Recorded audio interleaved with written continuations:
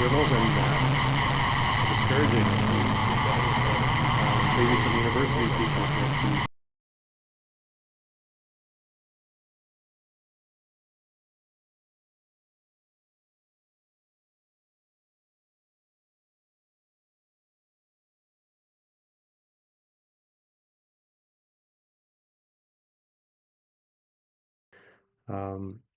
was a Tsinghua University professor, and this is one of the top two universities in China. A Tsinghua University.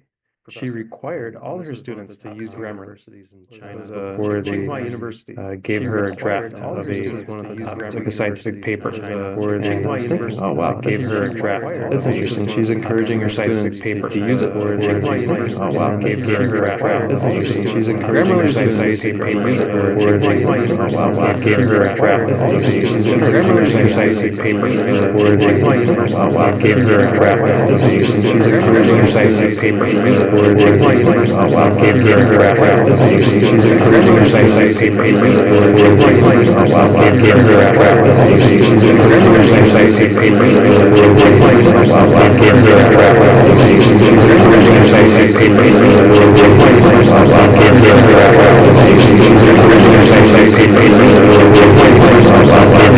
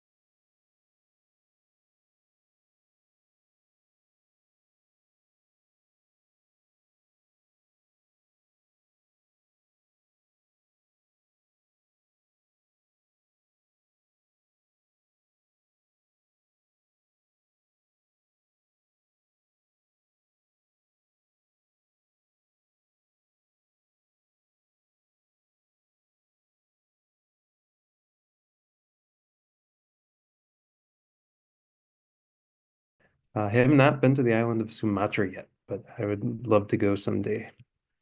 I have not been to the island of Sumatra. Just a snapshot of what I did to go someday. Services. I have not been to the island of Sumatra. Snapshot of what I would love to go someday. Services. A lot of special services. The island of Sumatra. What I would love to go someday. Researchers and authors. I have not been to the island of Sumatra. Everything from human expertise. Love to go someday. Researchers and authors. I have not been to the island of Sumatra. Services, a lot of special services, what researchers, a lot of special services, what researchers, love to go services, a lot of special what researchers, love to go services, a lot of special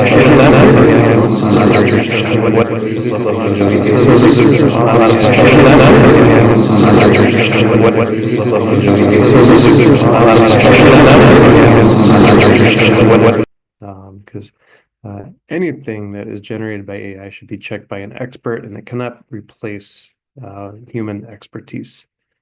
And I'll just go over that in detail. And also about the ethical use of AI should be checked by an expert, and some of that detail, including an author knowledge of ethical use by an expert, but it cannot depends detail, including an author knowledge of ethical use.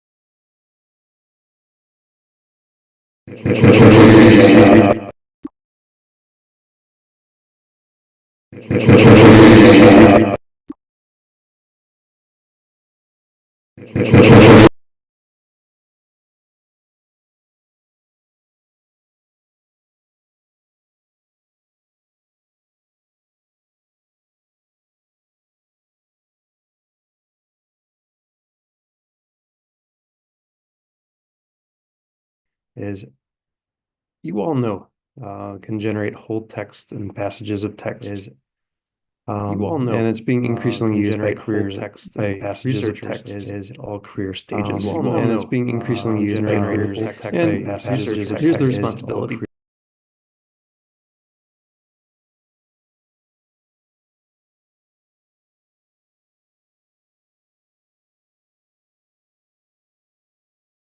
And also originality.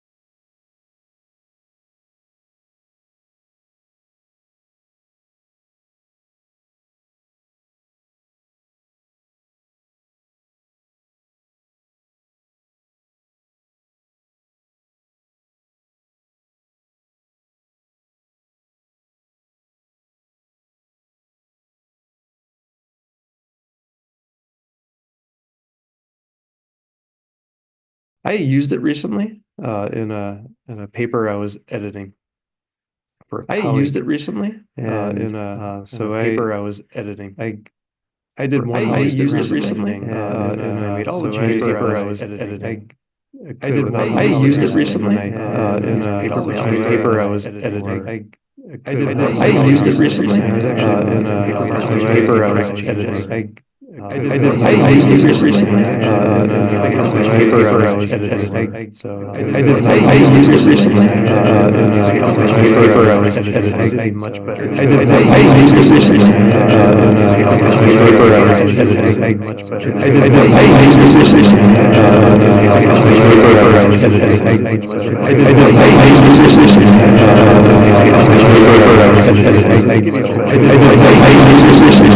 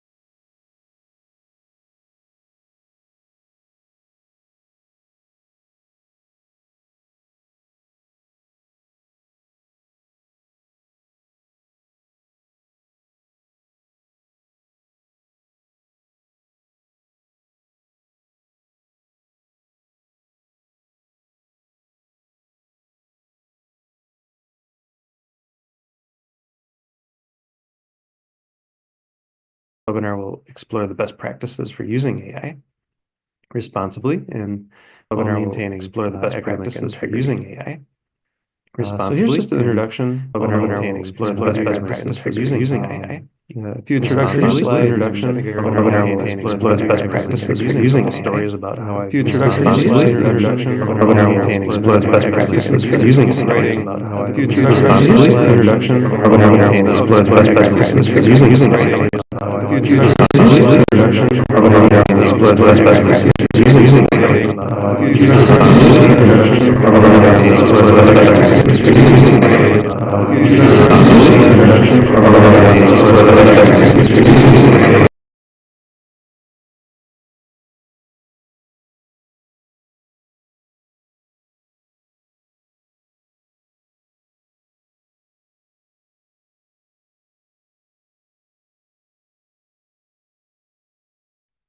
But the main consideration or the main topic here is the AI and scientific writing and the ethical consideration or the main topic. So not only can use it, AI and scientific writing, it really help you a lot. Consideration or the main topic. So not only can use it, especially scientific writing, it really helps. The main consideration or the main really. So not only can use it, AI and scientific writing, I would say it really help you a lot. Consideration or the main topic. So not only can use it, especially papers are really help. The main consideration or the main using really can use it. Scientific writing, I would say, really help you a lot. Consideration for the main topic. Use it, especially papers are really help. The main consideration every reference can use it. And since the reference section is actually cited in the text as well, so like AI does a wonderful job at these things. But I'm sure you want to hear about the generative AI and when when should you disclose the use of AI? I used Grammarly. Okay, should I disclose that in in my paper? Well, you don't have to, because these grammar checkers are not considered generative AI. So I think everybody in this webinar knows the importance of scientific writing and publishing, disseminating the results of your research to the global scientific community. It also gives your work validation. And drives innovation in various fields of study and societal progress, all those good things about scientific research. And I think expanding the frontiers of science, this is, and also medicine as well. I know there's probably some medical professionals as well in this webinar. And ultimately fosters collaboration and interdisciplinary research worldwide. For those of you who have published scientific papers, this is just the entire scientific publication process in a nutshell. As the editor of Integrative Zoology, here the scientists, after they do the research and choose their journal and submit it, I've done a lot of work on the editorial screening. Here, we've been using AI tools for a long time. Over 10 years. I authenticate and also turn it in. We can check for plagiarism. Then the peer review process, I've handled over 1,000 papers for the journal. So we have the peer review process, all those manuscripts that get sent out for peer review. There's more and more instances of manuscripts being rejected before peer review. We call these desk rejections. And this is probably the biggest hurdle now. So you should have not only a really well-written manuscript, but you should also convince the editor of the originality and significance of your work. So you can get it sent out for peer review. Once you get your manuscript sent out for peer review, the experts in your field, usually 2 or 3, will give reviews. They make recommendations to the editor, and then the editor makes a recommendation to the editor-in-chief. We usually look at the reviews, and then I make an editor recommendation to my editor-in-chief.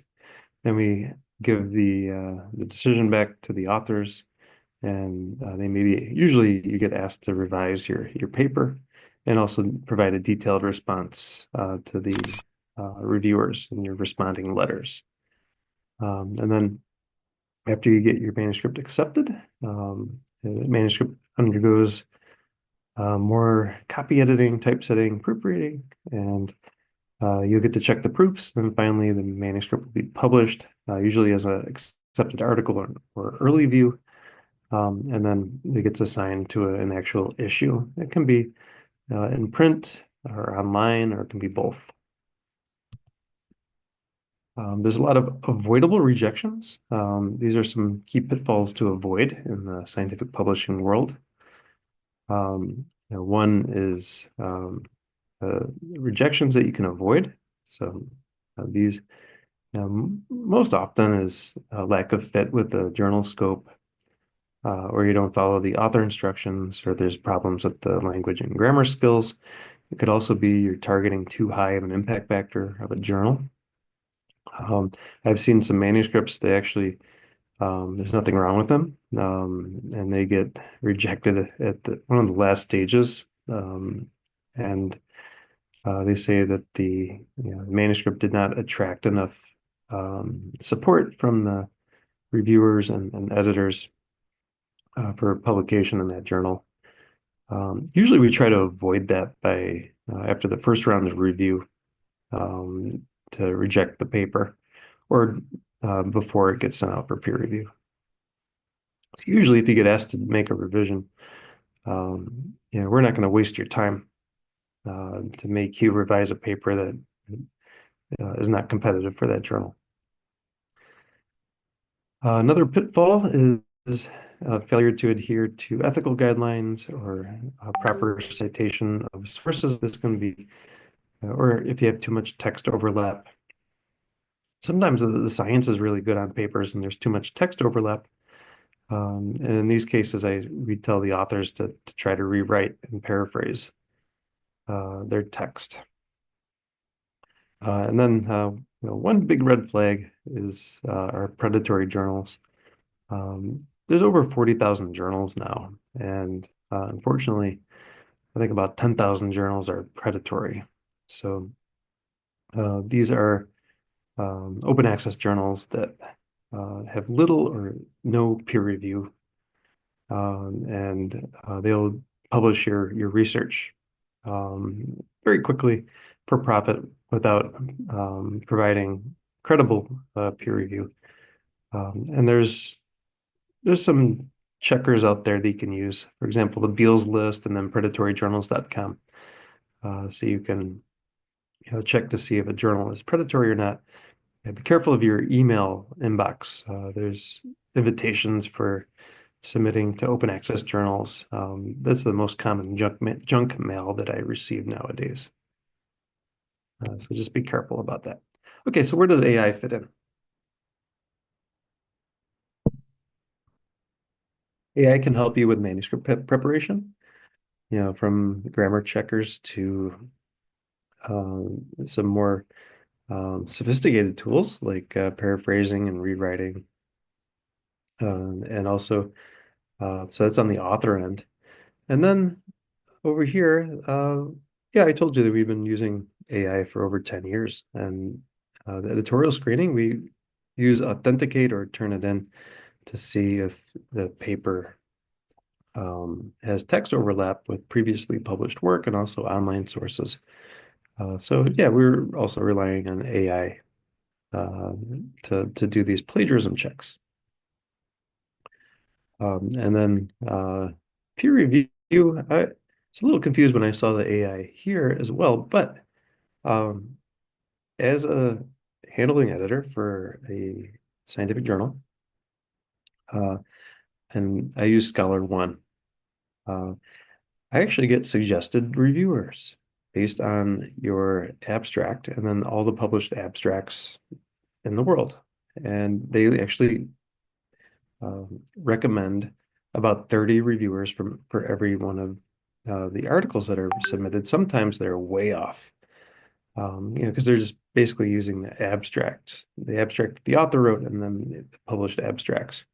And so yeah, I think the hardest job I have as a journal editor is finding enough peer reviewers. So So yeah, this is also, this is pretty recent, only the last 2 or 3 years that we get these reviewer suggestions. So okay, so the potential of AI is just enormous, but it creates ethical issues, as you can plainly see. So there's risk of plagiarism. I also mentioned that these AI programs are trained on existing literature, so there is a lack of originality in it. There's also confidentiality. Your paper is an unpublished confidential document, and if you're giving it to an AI interface, the AI is also being trained on your original work. So you may lose some confidentiality. And there's a lot of AI generators, they're not transparent on how how the models are trained. So you guys got to be careful. If you want to keep your work confidential, don't ever submit it to AI. You may also have these AI hallucinations where you may have fabricated citations, or they might just be misattributed if you rely solely on AI. So if you depend on it too much, this can reduce critical thinking and academic rigor.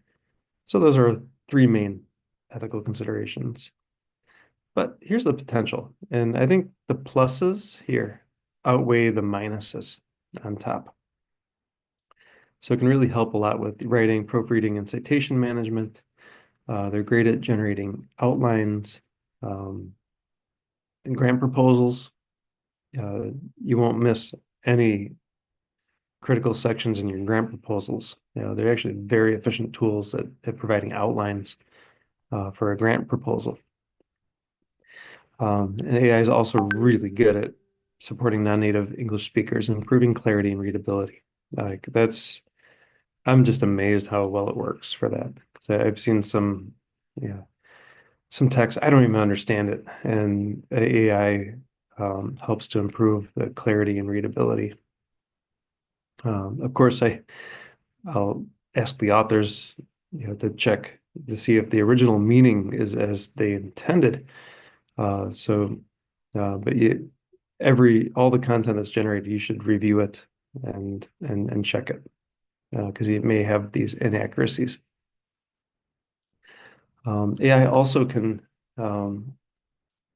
speed up literature reviews and then summarization of complex research.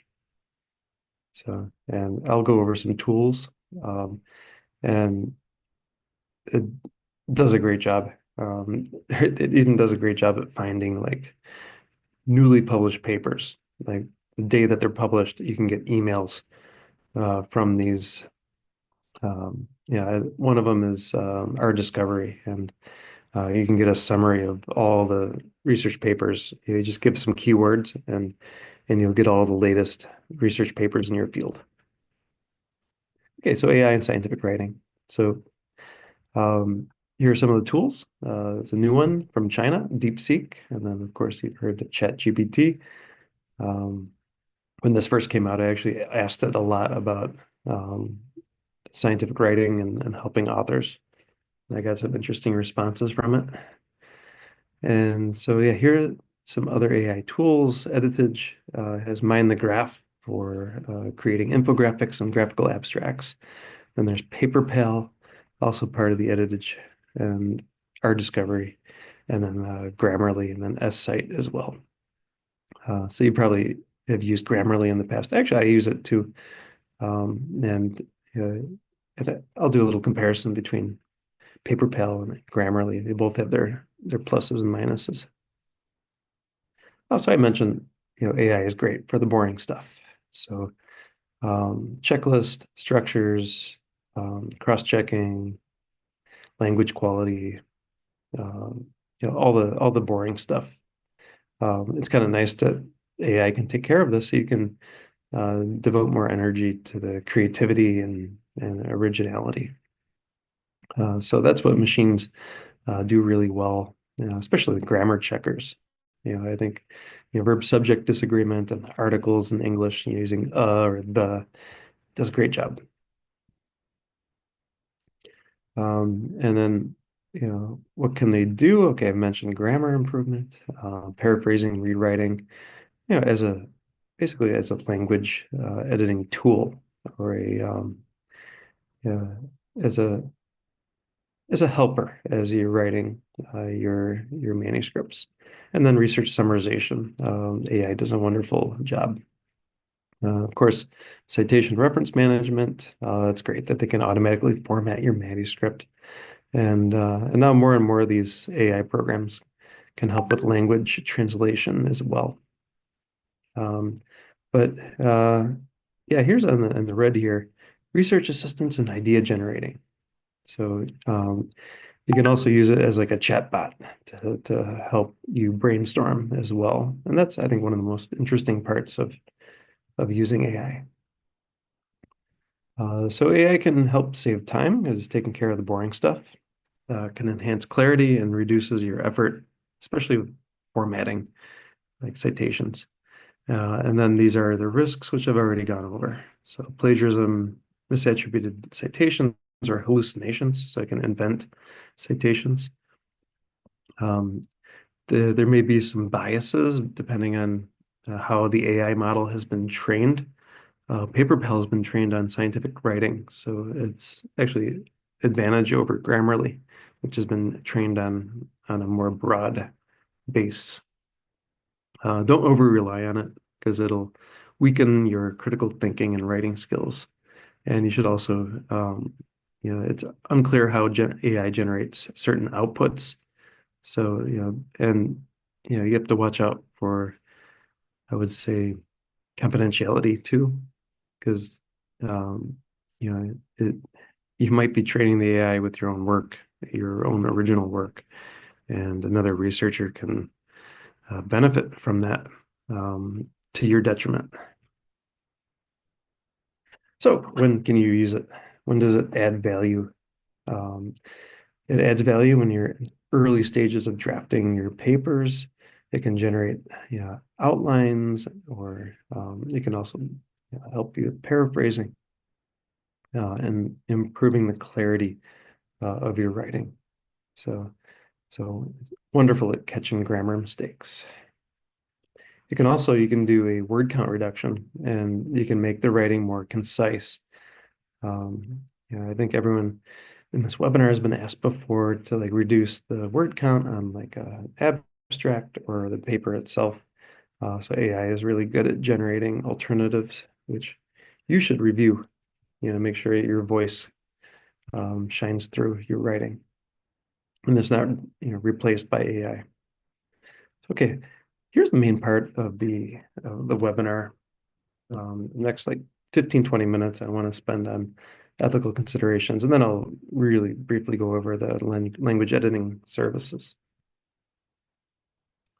I'll just start with a quote from Albert Einstein.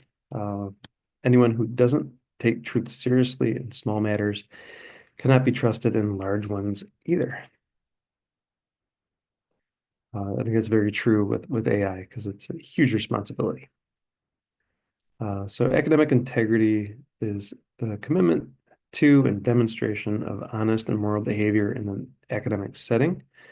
As scientists, I think we're held up to very high standards, as especially in terms of ethics. It's also important, and this is for like citations, to credit the people with the original ideas. And you can do this by having proper citations and accurate citations. So, no matter what outputs you get from AI, you got to make sure that the ideas are accurately attributed to those that had created those ideas. So basically, you got to acknowledge contributions of others. Otherwise, it may be considered plagiarism. So to generalize, be honest and credit the contribution of others, including AI. So, okay, so let's say you submit to a journal, you've used generative AI, you should keep track of the prompts that you used and the outputs that you received from it. And that's actually included in the as supplementary files that you submit to the journal. So, and so just check with the instructions for authors. And usually every publisher, every journal should have a statement of um, how to disclose the use of AI. So it's better to be honest and not hide the fact that you've used it. So yeah, what do the journals say? Most academic publishers agree AI software such as ChatGPT cannot be used listed as an author. It can be used, but not listed as an author. So it's not banned.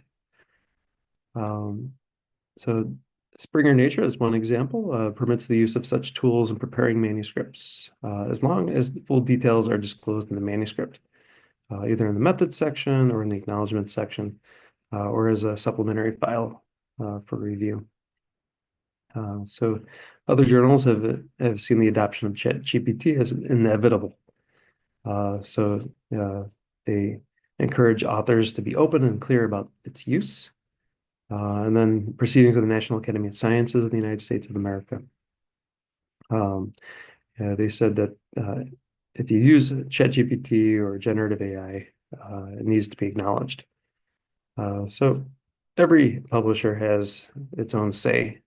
So I would frequently check back on that topic, look at the instructions for authors and also the publishers. And every journal has a statement about use of AI. So just follow the journal guidelines. So be transparent.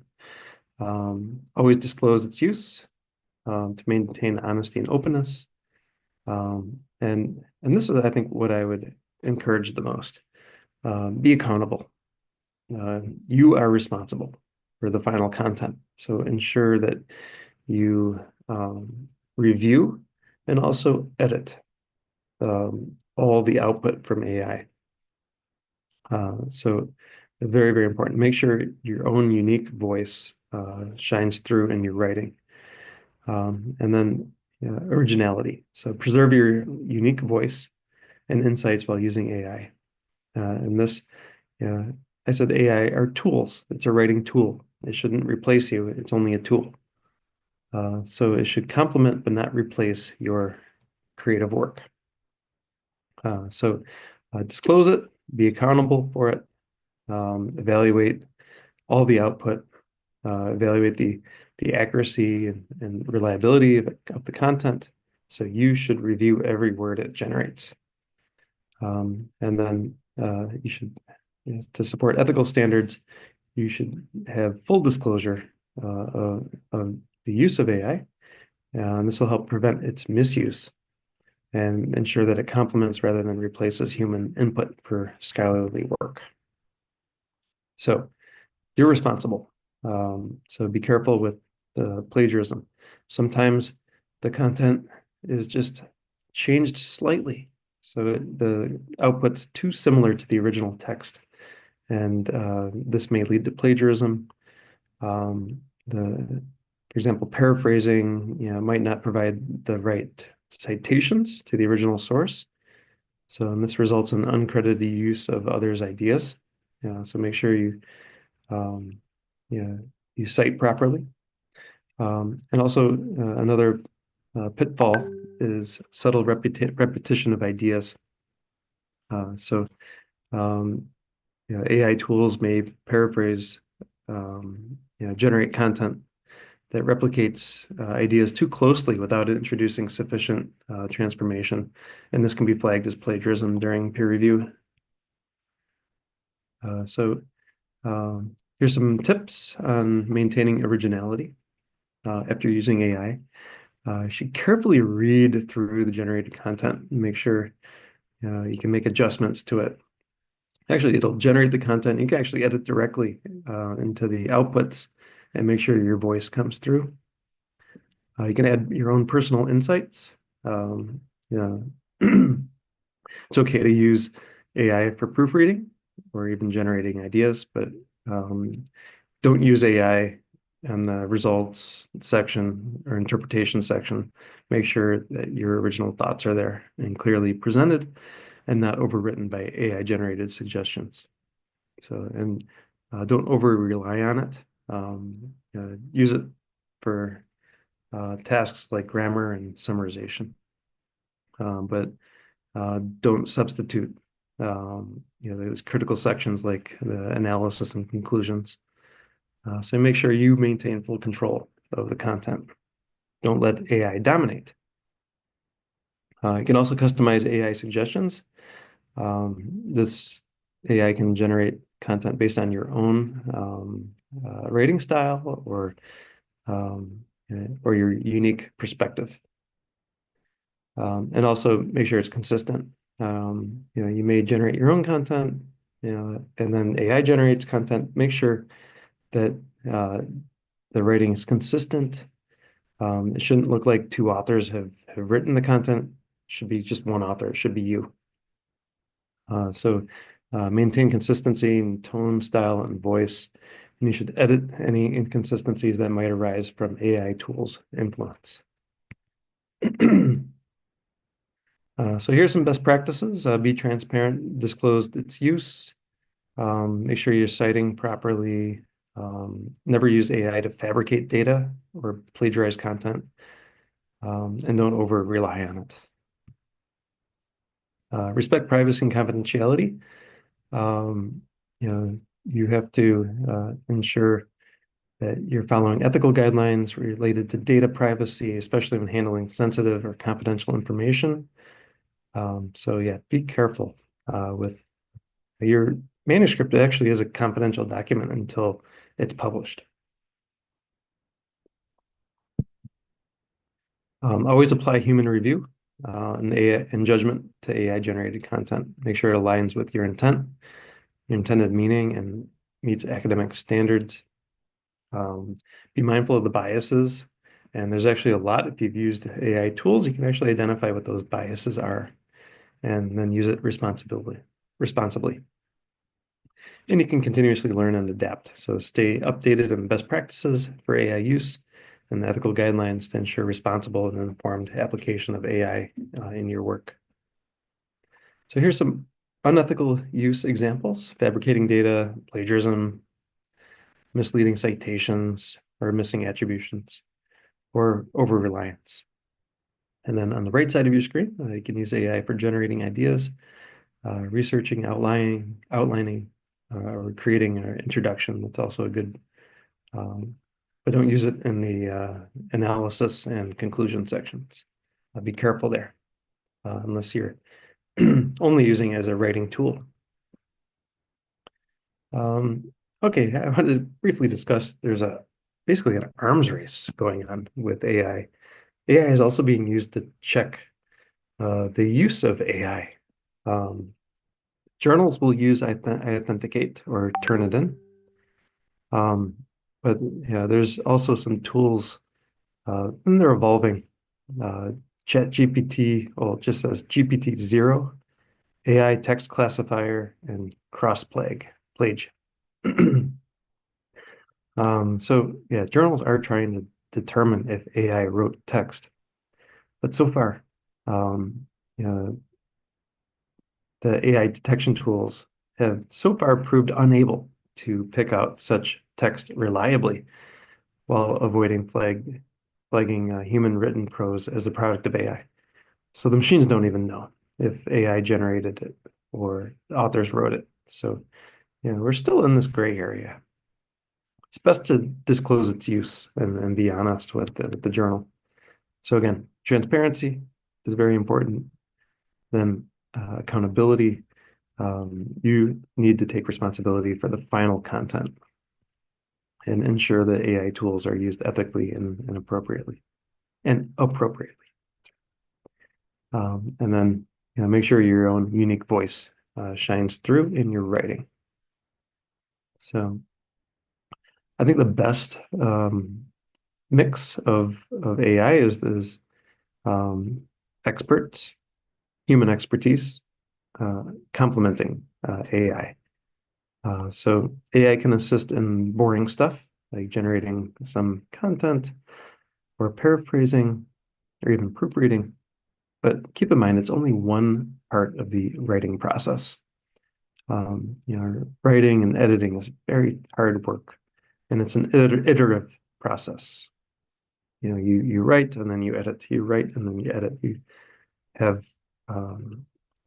colleagues look at your writing and get their inputs. And if you use AI as a tool, it can complement your writing, not replace your writing. So while AI can handle repetitive tasks, human editors bring in nuanced judgment, and contextual understanding, and subject matter expertise. So basically, some of the best writing can happen when there's collaboration between AI and professionals. So you can leverage AI alongside professional editors, and this can be a way to deliver both accuracy and clarity and result in high quality academic writing. I've seen AI give great suggestions to improve the clarity of writing. Especially, I gave the example of some Asian English. I picked on China, but basically any author English as a second language, or even native English speakers that are not very good writers, AI can really help a lot with clarity. But make sure that human experts are still, you should review all the content that is generated and make sure it aligns well with your academic purpose and also with the audience. And AI is very efficient, especially with handling repetitive tasks. But if you combine the efficiency of AI and the precision of professional editors, and this can produce great scientific writing. Okay, now I'll just go over some benefits of language editing and translation services. And I'll just go over a few examples of the actual tools that are out there and how you can use them to your advantage. Some of these are available for you for free.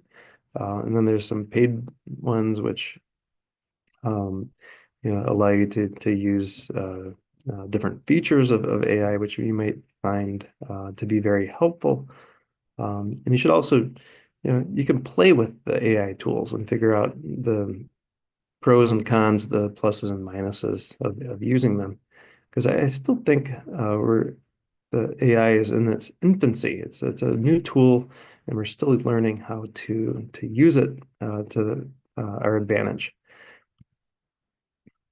So the purpose of professional editing services, let's say even before AI, you can really help with all these things: clarity, coherence, quality, and ensuring adherence to style guidelines for specific journals. And they can increase your probability of acceptance. So I think we all know this. So professional editing services, on one side, here you can enhance the objectivity of your research and your writing and focus on the language, clarity, and structure.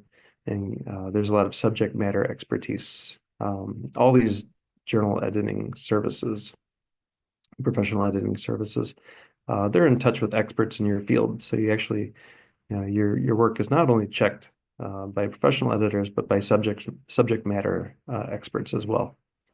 And they can give fresh insights on your writing. And then we turn it back to you. We give you comments, and which you're responsible for. Ultimately, every author is responsible for the conclusions and the final publication. So here's where you come in. You retain control over all the content of your manuscript and the accuracy of it and the integrity of the research. And then you can incorporate the feedback selectively. You can accept some comments or you can reject comments. It's ultimately up to you which suggestions to accept or reject. Professional editing services can be very helpful if English is not your native language, or even native English speakers. They can benefit a lot from having professional editing help. Or if you have a really high impact factor paper or journal that you're trying to submit to, or if an important grant, or even your dissertation. I had a professional editor look at my dissertation, over 15 years ago now, but or if you're on a tight deadline, it can help speed up the process. Or if you have a very niche topic, a specialized editing expertise, you can get subject-specific editing. So all these are benefits and considerations for professional editing services. And of course, these are, I think, more about what the company is offering, whatever service you go for. They have the right expertise and good quality, and they meet your turnaround time and cost and value, et cetera, et cetera. So, and finally, you should have good communication with your editor. You should have multiple rounds of revisions. You should be able to respond to your editor and get some feedback. So you should do a couple rounds, and then guarantees and revisions. So make sure you can inquire about regarding revisions or corrections after the initial editing process. So again, editing is iterative. You should go through multiple rounds of it. So these are important considerations when you're considering your editing service provider. Even so far as they can help you format it for a specific journal. So here are 3 tools I wanted to briefly go over. So there's Mind the Graph and RDiscovery, PaperPal. And PaperPal has been developed by Editage, and one benefit there has been trained on scientific papers. So Editage Plus is a premium subscription to Editage, and it gives you access to a lot of really great AI tools, and they're very cutting edge. And they also have there's a human side to it as well. That your content can be looked over by experts in your field. Okay, so I'll first go over PaperPal. PaperPal is really great at generating outlines. This is outline mode in coach mode. And this can be, you can give it a question, and then it can give you all these nice background, topic importance, existing knowledge, the knowledge gap, the rationale, research question, aims and objectives, and even hypotheses, just on one little topic. So it's great at generating outlines. So they can assist, but don't replace the writing process. So this is, of course, a medical topic. Important steps for artificial intelligence-based risk assessment of older adults. So really great at generating some outlines here. There's also a writing tool here. For those of you that tried PaperPal, you can try it for free. And it can give you, you can have a limited use of some of these features. For example, paraphrasing, word count reduction, making it more academic, or providing synonyms. And you can select a passage, either from a sentence to an entire paragraph or several paragraphs, but it's limited to like 300 words because they want you to review the content and not just do the entire paper in 30 seconds. So you use it as a writing tool and just very small text passages. Sometimes it's good to have like a big chunk, like 2 or 3 paragraphs, because it can take into account the flow of your writing and the overall idea of a certain section. So here's an example of word count reduction. There's a paragraph here that they cut it down 13 words and did a good job. But you should actually edit the output, because there might be some mistakes that it makes. And then here's an example of paraphrasing, and here's the original text, which mirrors this one. And then it gives you an alternative text, and this can help with reducing plagiarism. Make sure that you cite the original source so that doesn't get lost. And then there's another feature, Make Academic. And here, you can see that it changes some words. Instead of reduced congestion in London, it changes the word to alleviating congestion. So it makes it sound more scientific. And this is also helpful. I've also seen some poorly written work actually changed into like very good academic sounding writing as well. But make sure you review and you edit the output before you actually insert it into the manuscript. So just a few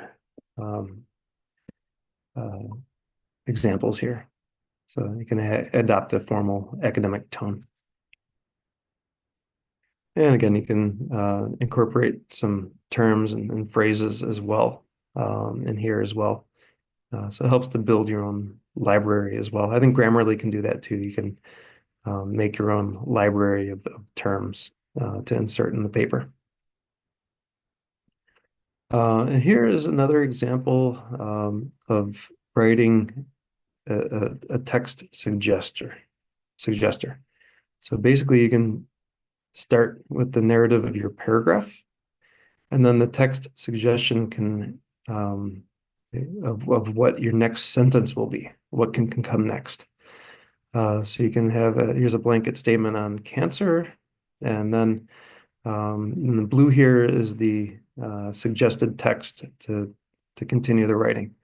So you can do keep writing, expand on it, write a counter argument, write a translation, or write a transition sentence, or write an impact statement. So you can change a variety of different angles, and you can customize what actually will come next in the writing. So yeah, this is interesting. So you can also take that text, you can contrast it, make it professional, make it concise, or expand it further.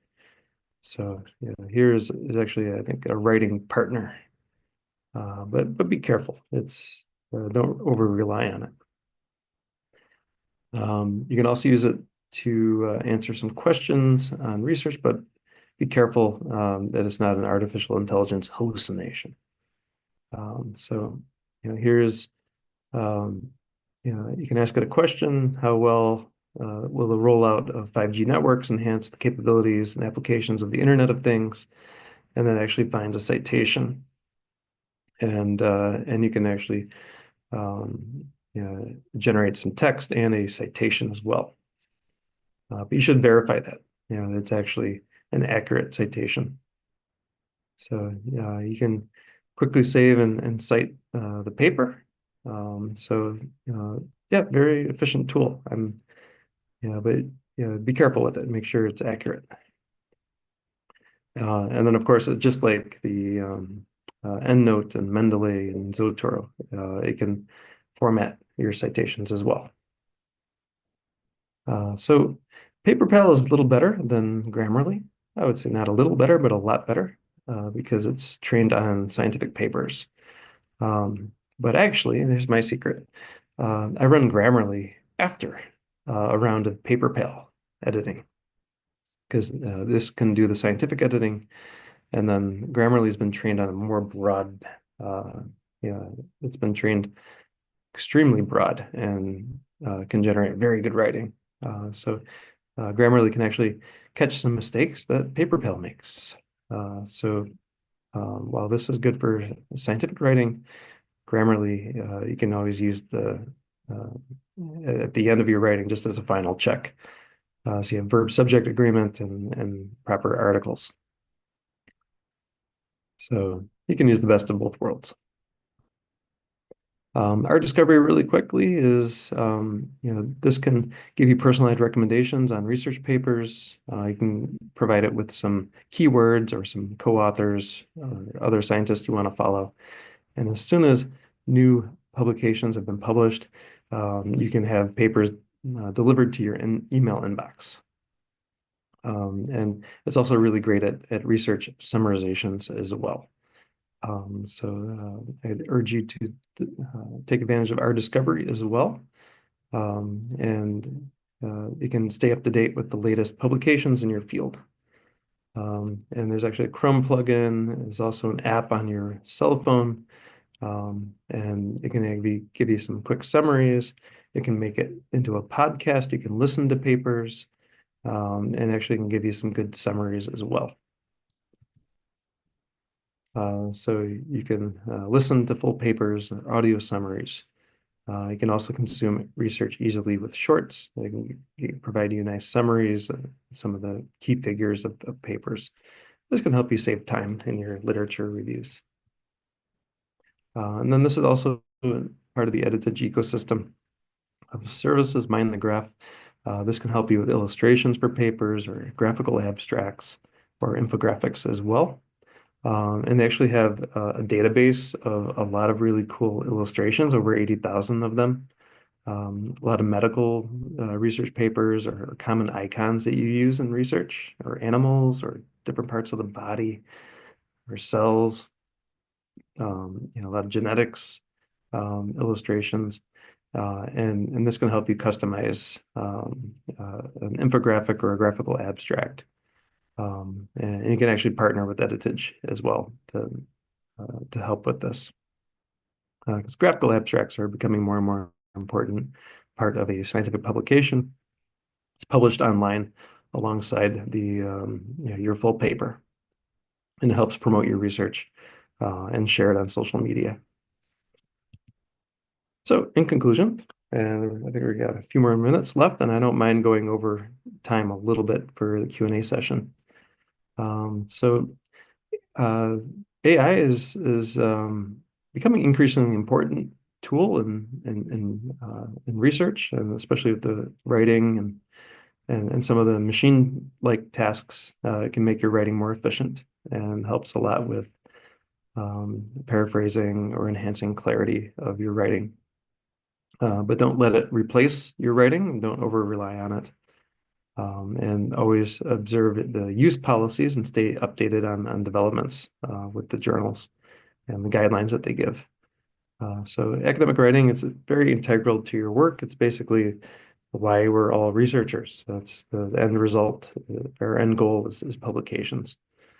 So just be transparent, be accountable, and keep your originality. And in a nutshell, those are the 3 pillars of ethical use of AI. And you can take advantage of professional editing services. This can really help increase your chances of publication success. Don't forget, you are responsible for the final content, and that remains with you as the author. So I wanted to thank everyone for their attention. We finished right on an hour. So perfect timing. So I will stop sharing, and I'll be happy to take any questions you have at this time. And I wish everyone the best of luck in your publication success.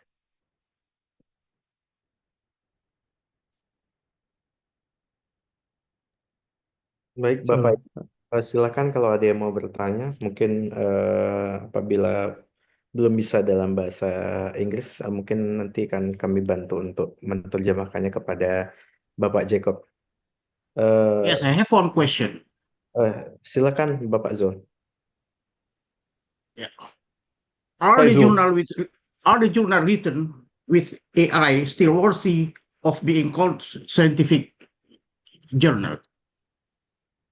Can you repeat your question, please? Are journal written with AI still worthy of being called, if being called scientific journal? Because the AI that we know already, AI this electronic brain, not use the brain by the human, and we call it that it is scientific. And the scientific, of course, we have to think about it and analyze the system. And when we come to the AI, sometimes I might not read all the content of AI, and I put it as a sentence in the journal, and it is correct. How can? Even me, I'm not understand what it is become a scientific journal. And it is, I'm not thinking about it. Maybe the reader, he said that it is scientific. I'm not. I It is wrote not. on that, but I'm not believe what I wrote because it is belong to AI. Yes. What do you think about it? I'm deeply afraid of AI as a journal editor. It's yeah. There's AI detectors, but they don't work. We don't know. I think it can undermine science. If it can totally undermine the scientific process. It's not scientific anymore. Yeah. Okay. I agree on that. We cannot put the AI above of our brain because there is a still test in our result of writing. Is it? And in the peer review process as well, there's some scientists, they don't have time for peer review and they ask AI to do it. So it's you can have here AI being reviewed by AI. So yeah, huge risks. Like I'm actually really afraid of AI being over relied on. And you know, I led another webinar on actually the use of AI as part of the scientific process. And so far, only in the fields of finance, they actually use an AI to analyze patterns, and they actually make really good predictions. But here, the authors are actually, they copy the prompt, and then they also copy the response, the output of AI, and they include that in the scientific paper. So actually, it is AI being reviewed by humans. Yeah. So yeah. Right. But thank you. For medical science, it would be very dangerous to rely on AI, I think. But yeah, you should take the suggestions, but ultimately it's the authors that you're taking 100% responsibility for the final outputs. So yeah, how can you say 100% if AI is involved? No, it's very huge responsibility, as Sony mentioned in the opening sentence of this webinar. Yes, because when you use the Grammarly is not responsible for the content of the the result of our writing. Grammarly just only check the sentence. It's good. Yeah. Okay, thank you. Thank you. Thank you. Fazil. We can have an hour-long discussion on that one topic, Yeah. one question. We have still two more questions, and after that, we have a session from editors that they will give some announcement. Is there anyone want to ask a question? Please raise your hand and open your microphone to speak directly to Mr. Jacob. So, Bapak Ibu, the key point from utilize the AI while we are writing in good manuscript is 100% the output of the manuscript is our responsibility. So if you know that Jacob, like my students felt that there is an AI to make the AI generate text not become AI, like use AI to humanize the text. So I think that the tools cannot detect that whether the manuscript is generated by AI or writing by human. So I think is part of our responsible as academicians to make sure that our academic integrity is above the AI. Yeah. Yeah, it's a good point. And yeah. Is there anyone of students maybe or lecturers want to ask question, or maybe you can type on the chat box? Yes, me, Pak Sony. Yes, Madam Sally, time is yours. Okay, thank you. Thank you for Jacob for your presentation. So impressive. So I am Sally. Nice to meet you. Introduce to me. Jacob, I want to asking you about the how we are the academician to decision if the AI can help our script. Mhm, This mm. is my question. Because what? Because if we can write for ourselves, or we can write the script with myself, how they using the AI? That's right. We how the AI can guarantee us as the academician to save our script, it not plagiarism. Yes, maybe only the question for me. And thank you before, and nice to meet you. Maybe we can continue with the LIPIHKI with the Pak Sony to discuss too deep about the AI. Thank you, Pak Oh Sony. yeah, Thank you, Jacob. great topic, great topic. Thank you, Sally, for your comment and question. So yeah, it's up to you as authors. You're responsible for the content. The AI, I actually can see it as a useful tool for reducing plagiarism, not creating more of it.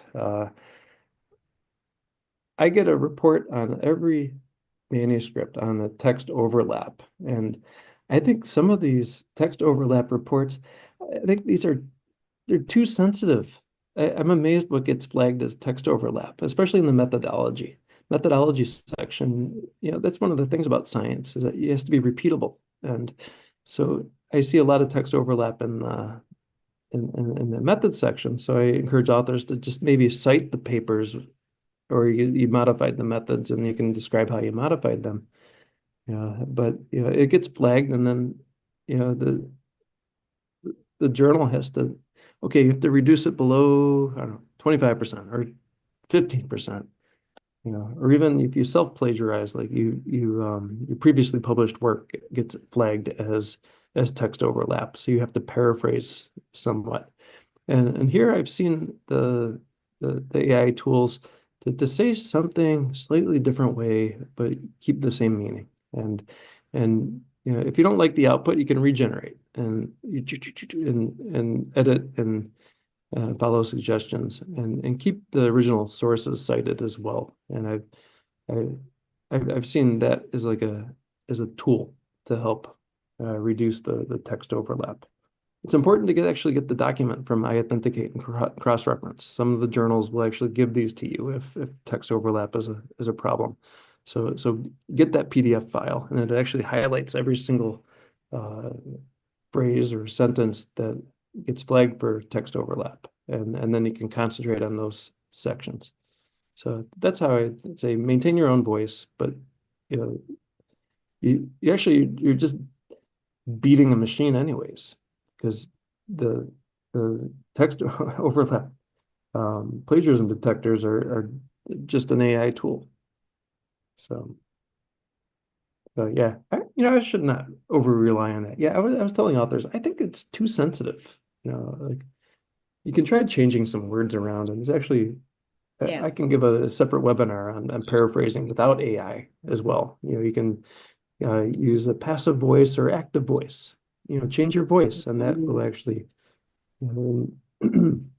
There's a lot of good ways to do it without AI too. Okay. Okay, I get it. Thank you, Jacob. Thank you for Yeah, your thanks. explanation. Thanks for your thoughtful Yes, question. yes, thank you. Thank you, Pak Sony. Thank you. Unfortunately, Bapak Ibu, we have reached our session today. It's more than 10 minutes above the schedules. So thank you so much, Mr. Jacob. So there's a sponsor message that for those who want to try paper poll, bagi Bapak Ibu yang mau mencoba paper poll, jadi paper poll ini merupakan AI from Editage, jadi bisa menghubungi kami pihak LIPIHKI. So for those who wants to try the paper poll application, that is an AI not generate text AI, but AI for grammar checker before we submitting the paper. I have tried the paper, but it's quite good to make sure that our manuscript is not